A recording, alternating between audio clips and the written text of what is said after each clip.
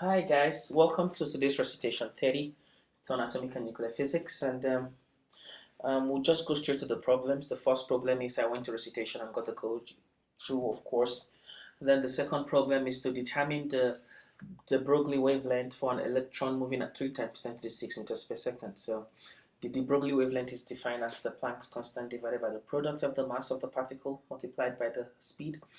So the Planck's constant is 6.63 times 10 to the power minus 34 meters squared kilogram per second. The electron mass is 9.1 times 10 to the power minus 31 kilograms, and the speed is given to be 3 times 10 to the 6 meters per second. When you do that, you're going to get 2.4 times 10 to the power minus 10 meters to be your wavelength. And that's the correct answer for that. Then question 3 says that an electron falls from n to the 5 state to n equal 2 state of the hydrogen atom. So the hydrogen atom has an atomic number, or proton 1. So the proton number of protons is 1. So in this formula, our Z is 1. Here, that's the proton, number of protons. And here, the formula says minus 13.6 Z squared, the initial state squared minus 1 over the final state squared in electron volts. So if we're working in electron volt, which is what they want us, the initial state is 5, and it's going to state 2, so that electron is falling down to a lower state, so it's going to emit some photon. So and we are asked to find the energy of the photon. So when an electron is excited from a lower state to a higher state, you need a photon to do that. But when it's de-exciting down from a higher state to a lower state, it gives off a photon and gives off some energy. So we're going to get that the energy will be positive energy given off because it's emitting the photon. If it's absorbing, then it's going to get a negative energy.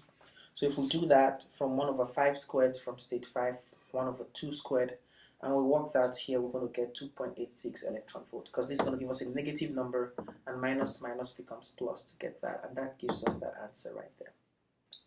Okay, and this is the last problem to find the binding energy of the nucleus of lithium-7.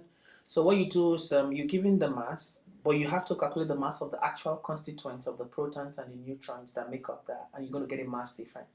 And that mass difference is going into the binding energy.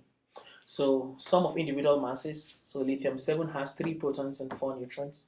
So this is the mass in atomic mass unit U of the protons, 1.0078, and that's the mass in atomic mass unit U of the neutrons, 1.0087. So I multiply 3 protons plus 4 neutrons, I'm going to get this guy, 7.0582 atomic mass unit. So I'm going to use this to subtract the mass we're given to get the mass defect, and that's going to give me 0.042195 atomic mass unit. So this goes to binding energy. I just convert this difference, this mass defect difference, into energy in mega electron volts, MeV, and I have that 931.5 mega electron volt is 1 atomic mass unit. So I multiply this by that, 931.5, and I get the energy that goes into binding, the binding energy to 39.3, and that becomes the correct answer for that one. Yeah, that is the end of the recitation for today, and thank you guys so much. I think this is the last recitation. I don't know. Don't forget to wash your hands. Maybe I'll see you again next week, or see you next semester, or whenever. Have a good one, guys.